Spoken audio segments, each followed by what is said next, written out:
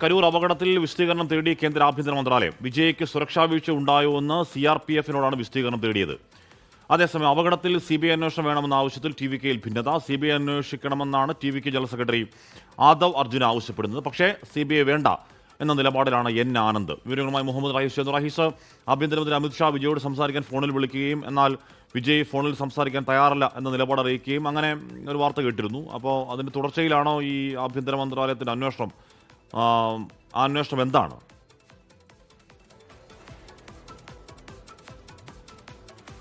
Hashmi, വിജയ്ക്ക് Y category സുരക്ഷ കേന്ദ്ര സർക്കാർ പ്രൊവൈഡ് ചെയ്തത് അത് ഫെബ്രുവരി മുതലാണ്. കഴിഞ്ഞ ഫെബ്രുവരി മുതൽ വൈ കാറ്റഗറി സുരക്ഷയിലാണ് വിജയുടെ യാത്രയും മറ്റുമൊക്കെ. അപ്പോൾ അതിന് പിന്നാലെ ഈ യാത്ര തുടങ്ങുന്നതിന് മുൻപ് അദ്ദേഹത്തിൻ്റെ സുരക്ഷ ഒന്നുകൂടി ശക്തിപ്പെടുത്തിയിരുന്നു.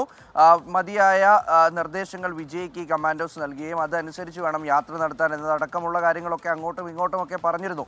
അപ്പോൾ അതിന് പിന്നാലെ ഈ അപകടമുണ്ടായ കരൂരിൽ വിജയ്ക്ക് നേരെ പലതവണ ചെരുപ്പേറുണ്ടായി എന്നുള്ള ആരോപണം വന്നു. അതിന് പിന്നാലെ അതിൻ്റെ ദൃശ്യങ്ങളൊക്കെയും പ്രചരിച്ചു. അപ്പോൾ വിജയ്ക്കു നേരെ ഒരു അറ്റാക്ക് ഉണ്ടായി, അതിൽ മതിയായ സുരക്ഷ അവിടെ ഉണ്ടായിരുന്നില്ല, സുരക്ഷാ വീഴ്ച ഉണ്ടായി എന്നാണ് ആഭ്യന്തര മന്ത്രാലയം ഇപ്പോൾ വിലയിരുത്തുന്നത്.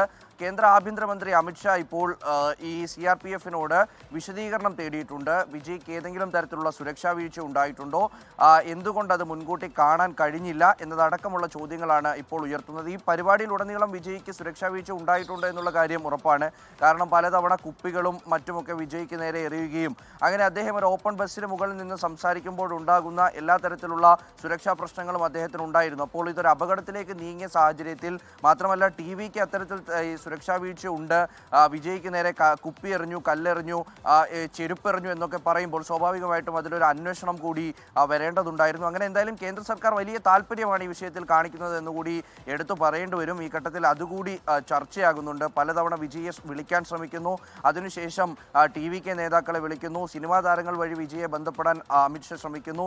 അതിനൊക്കെ അപ്പുറത്തേക്ക് ഇപ്പോൾ അന്വേഷണം കൂടി പ്രഖ്യാപിച്ച് ഏതെങ്കിലും തരത്തിലൊരു വീഴ്ച ഉണ്ടായോ എന്നുകൂടി കേന്ദ്ര സർക്കാർ അന്വേഷിക്കുമ്പോൾ അതിനപ്പുറം ഈ TVKയുടെ ജനറൽ സെക്രട്ടറി ആയിട്ടുള്ള ഈ ആദവ് അർജുന ഇപ്പോൾ ഡൽഹിയിലേക്ക് പോയിട്ടുണ്ട്. അദ്ദേഹം ഈ സീനിയർ ബാസ്കറ്റ്ബോൾ ചാമ്പ്യൻഷിപ്പുമായി ബന്ധപ്പെട്ട ചില ഔദ്യോഗിക ജോലികൾക്കായി പോയി എന്നൊക്കെ വിശദീകരണം നൽകുന്നുണ്ട്. പക്ഷേ അദ്ദേഹത്തിൻ്റെ ഡൽഹി സന്ദർശനം അടക്കം ഈ ഘട്ടത്തിൽ അതൊരു രാഷ്ട്രീയ ചർച്ചയായി മാറുകയാണ്.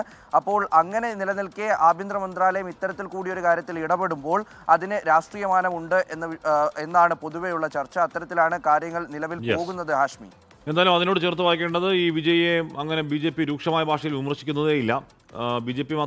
വിജയെ മാത്രമല്ല TVKയും വിമർശിക്കുന്നില്ല എന്ന് മാത്രമല്ല ഒരുപക്ഷെ വിജയ് അനുകൂല നിലപാട് പോലും സ്വീകരിക്കുന്നുണ്ടോ എന്ന സംശയം അണ്ണാമലയുടെ വാക്കുകളിൽ നിന്നൊക്കെ നമുക്ക് വ്യക്തമായതാണ്. DMK ആണ് കുറ്റപ്പെടുന്നത്. അപ്പോൾ വിജയ് അവിടെ ഫോഴ്സാണ്, വിജയ്ക്ക് അവിടെ അണികളുണ്ട്, അതൊരു രാഷ്ട്രീയ പാർട്ടിയാണ്. അപ്പോൾ ഏതെങ്കിലും കാലത്ത് വിജയ് അങ്ങനെ പിണക്കേണ്ടതില്ല എന്നൊരു പൊളിറ്റിക്കൽ നിലപാട് BJPക്ക് ഉണ്ടോ എന്ന കാര്യമല്ല. BJP മാത്രമല്ല DMK ADMK ഒന്നും അങ്ങനെ വിജയ്ക്കോ TVKക്കെതിരെ അങ്ങനെ രൂക്ഷമായ ഒരു സ്കാപ്പിംഗ് അറ്റാക്ക് എന്ന് പറയുന്ന രീതിയിലൊന്നും നടത്തി നമ്മൾ കണ്ടില്ല.